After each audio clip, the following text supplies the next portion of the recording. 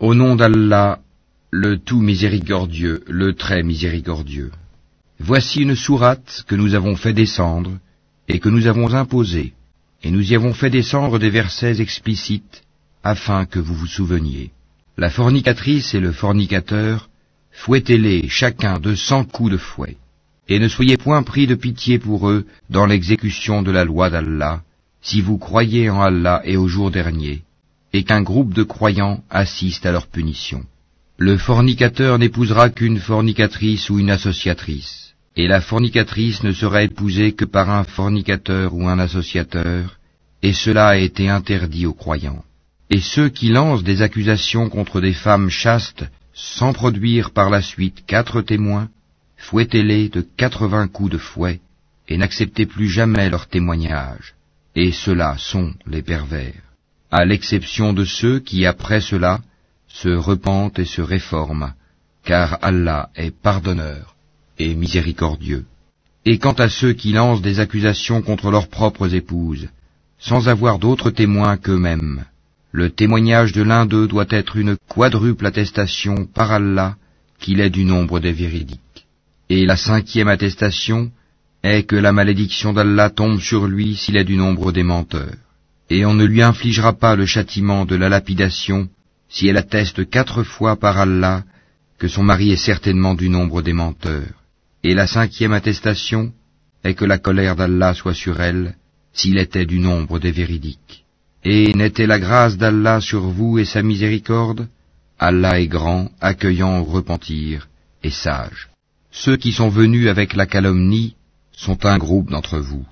Ne pensez pas que c'est un mal pour vous, mais plutôt c'est un bien pour vous. À chacun d'eux ce qu'il s'est acquis comme péché. Celui d'entre eux qui s'est chargé de la plus grande part aura un énorme châtiment. Pourquoi, lorsque vous l'avez entendu, cette calomnie, les croyants et les croyantes n'ont-ils pas en eux-mêmes conjecturé favorablement, et n'ont-ils pas dit, c'est une calomnie évidente? Pourquoi n'ont-ils pas produit, à l'appui de leurs accusations, 4 témoins? S'ils ne produisent pas de témoins, alors ce sont eux, auprès d'Allah, les menteurs. N'eût été la grâce d'Allah sur vous, et sa miséricorde ici-bas comme dans l'au-delà, un énorme châtiment vous aurait touché pour cette calomnie dans laquelle vous vous êtes lancés. Quand vous colportiez la nouvelle avec vos langues, et disiez de vos bouches ceux dont vous n'aviez aucun savoir, et vous le comptiez comme insignifiant alors qu'auprès d'Allah cela est énorme. Et pourquoi, lorsque vous l'entendiez, ne disiez-vous pas, nous ne devons pas en parler? Gloire à toi, ô Allah, c'est une énorme calomnie. Allah vous exhorte à ne plus jamais revenir à une chose pareille si vous êtes croyant. Allah vous expose clairement les versets et Allah est omniscient et sage. Ceux qui aiment que la turpitude se propage parmi les croyants auront un châtiment douloureux, ici-bas comme dans l'au-delà. Allah sait, et vous, vous ne savez pas. Et n'eût été la grâce d'Allah sur vous et sa miséricorde, et n'eût été qu'Allah est compatissant et miséricordieux.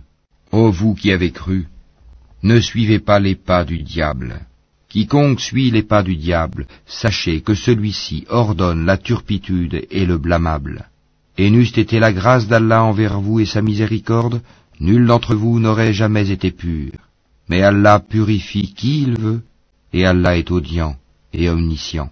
Et que les détenteurs de richesse et d'aisance parmi vous ne jurent pas de ne plus faire des dons aux proches, aux pauvres, et à ceux qui émigrent dans le sentier d'Allah, qu'il pardonne et absolve. N'aimez-vous pas qu'Allah vous pardonne? Et Allah est pardonneur et miséricordieux. Ceux qui lancent des accusations contre les femmes vertueuses, chastes, qui ne pensent même pas à commettre la turpitude, et croyantes, sont maudits ici-bas comme dans l'au-delà. Ils auront un énorme châtiment. Le jour où leur langue, leurs mains et leurs pieds témoigneront contre eux de ce qu'ils faisaient. Ce jour-là, Allah leur donnera leur peine et vraie rétribution, et ils sauront que c'est Allah qui est le vrai de toute évidence. Les mauvaises femmes aux mauvais hommes, et les mauvais hommes aux mauvaises femmes. De même, les bonnes femmes aux bons hommes, et les bons hommes aux bonnes femmes. Ceux-là sont innocents de ce que les autres disent, ils ont un pardon et une récompense généreuse. Ô vous qui croyez, N'entrez pas dans des maisons autres que les vôtres avant de demander la permission d'une façon délicate et de saluer leurs habitants. Cela est meilleur pour vous, peut-être vous souvenez-vous. Si vous n'y trouvez personne, alors n'y entrez pas avant que permission vous soit donnée. Et si on vous dit retournez, eh bien retournez. Cela est plus pur pour vous, et Allah de ce que vous faites est omniscient. Nul grief contre vous à entrer dans des maisons inhabitées où se trouve un bien pour vous. Allah sait ce que vous divulguez et ce que vous cachez. Dis aux croyants de baisser leur regard et de garder leur chasteté, c'est plus pur pour eux. Allah est certes parfaitement connaisseur de ce qu'ils font.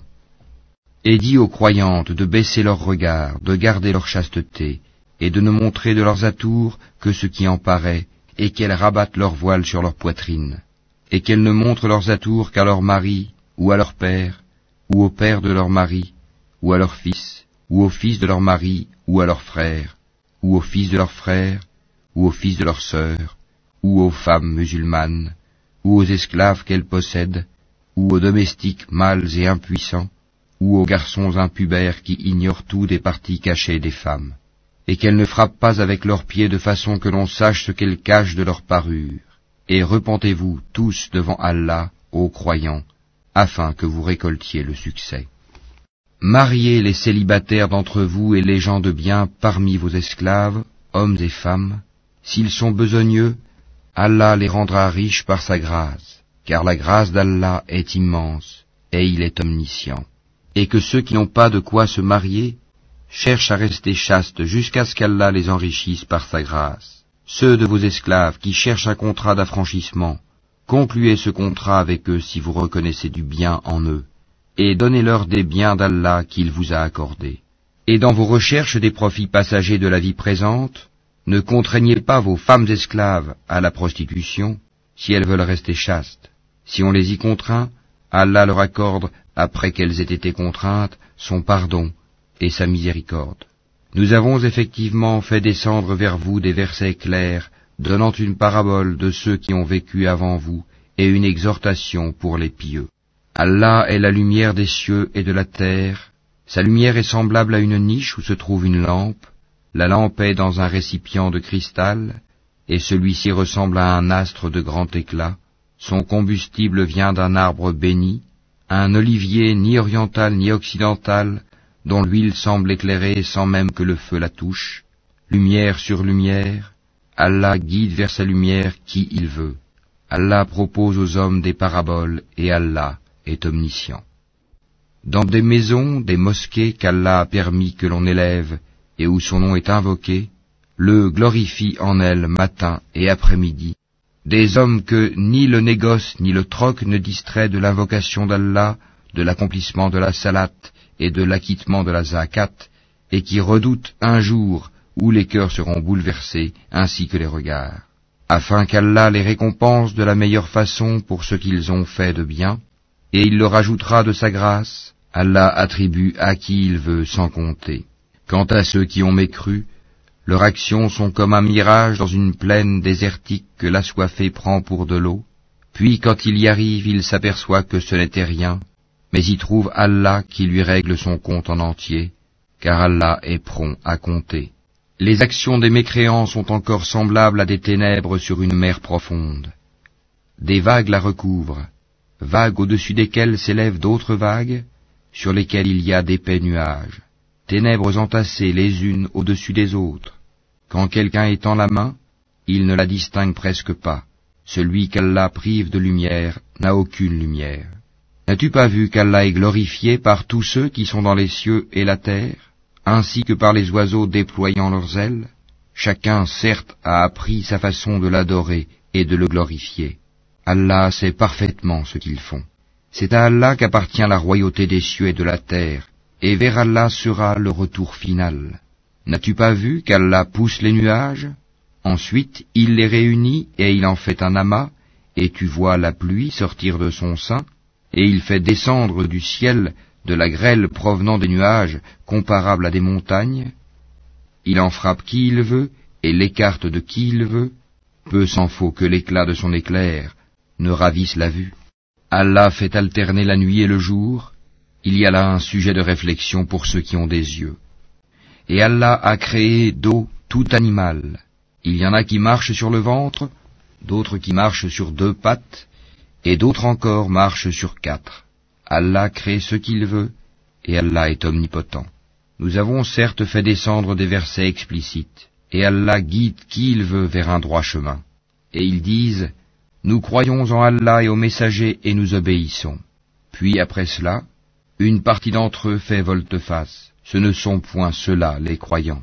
Et quand on les appelle vers Allah et son messager pour que celui-ci juge parmi eux, voilà que quelques-uns d'entre eux s'éloignent. Mais s'ils ont le droit en leur faveur, ils viennent à lui soumis. Y a-t-il une maladie dans leur cœur? Ou doutent-ils? Ou craignent-ils qu'Allah les opprime ainsi que son messager? Non, mais ce sont eux, les injustes. La seule parole des croyants quand on les appelle vers Allah et son messager, pour que celui-ci juge parmi eux, est « Nous avons entendu et nous avons obéi, et voilà ceux qui réussissent. Et quiconque obéit à Allah et à son messager, et craint Allah et le redoute. Alors, voilà ceux qui récoltent le succès. Et ils jurent par Allah en serment solennel, que si tu le leur ordonnais, ils sortiraient à coup sûr au combat. Dis, ne jurez donc pas, votre obéissance verbale est bien connue, Allah est parfaitement connaisseur de ce que vous faites. Dis, obéissez à Allah et obéissez au messager. S'il se détourne, le messager n'est alors responsable que de ceux dont il est chargé, et vous assumez ceux dont vous êtes chargés. Et si vous lui obéissez, vous serez bien guidés, et il n'incombe au messager que de transmettre explicitement son message. Allah a promis à ceux d'entre vous qui ont cru et fait les bonnes œuvres, qu'il leur donnerait la succession sur terre, comme il l'a donné à ceux qui les ont précédés. Il donnerait force et suprématie à leur religion qu'il a agréée pour eux. Il leur changerait leur ancienne peur en sécurité. Ils m'adorent et ne m'associent rien, et celui qui mécroit par la suite, ce sont ceux-là les pervers. Accomplissez la salat, acquittez la zakat, et obéissez aux messagers, afin que vous ayez la miséricorde. Ne pense point que ceux qui ne croient pas puissent s'opposer à l'autorité d'Allah sur terre. Le feu sera leur refuge. Quelle mauvaise destination! Ô vous qui avez cru, que les esclaves que vous possédez vous demandent permission avant d'entrer, ainsi que ceux des vôtres qui n'ont pas encore atteint la puberté, à 3 moments, avant la salate de l'aube, à midi quand vous enlevez vos vêtements, ainsi qu'après la salate de la nuit. 3 occasions de vous dévêtir. En dehors de ces moments, nul reproche ni à vous, ni à eux, d'aller et venir les uns chez les autres. C'est ainsi qu'Allah vous expose clairement ces versets, et Allah est omniscient et sage. Et quand les enfants parmi vous atteignent la puberté, qu'ils demandent permission avant d'entrer, comme font leurs aînés, c'est ainsi qu'Allah vous expose clairement ces versets, et Allah est omniscient et sage. Et quant aux femmes atteintes par la ménopause, qui n'espèrent plus le mariage, nul reproche à elles d'enlever leurs vêtements de sortie, sans cependant exhiber leurs atours, et si elles cherchent la chasteté, c'est mieux pour elles. Allah est audient et omniscient. Il n'y a pas d'empêchement à l'aveugle, au boiteux, aux malades, ainsi qu'à vous-mêmes, de manger dans vos maisons ou dans les maisons de vos pères, ou dans celles de vos mères ou de vos frères, ou de vos sœurs ou de vos oncles paternels, ou de vos tantes paternelles ou de vos oncles maternels, ou de vos tantes maternelles, ou dans celles dont vous possédez les clés, ou chez vos amis. Nul empêchement à vous, non plus de manger ensemble, ou séparément. Quand donc vous entrez dans des maisons, adressez-vous mutuellement des salutations venant d'Allah, bénies et agréables. C'est ainsi qu'Allah vous expose ces versets, afin que vous compreniez.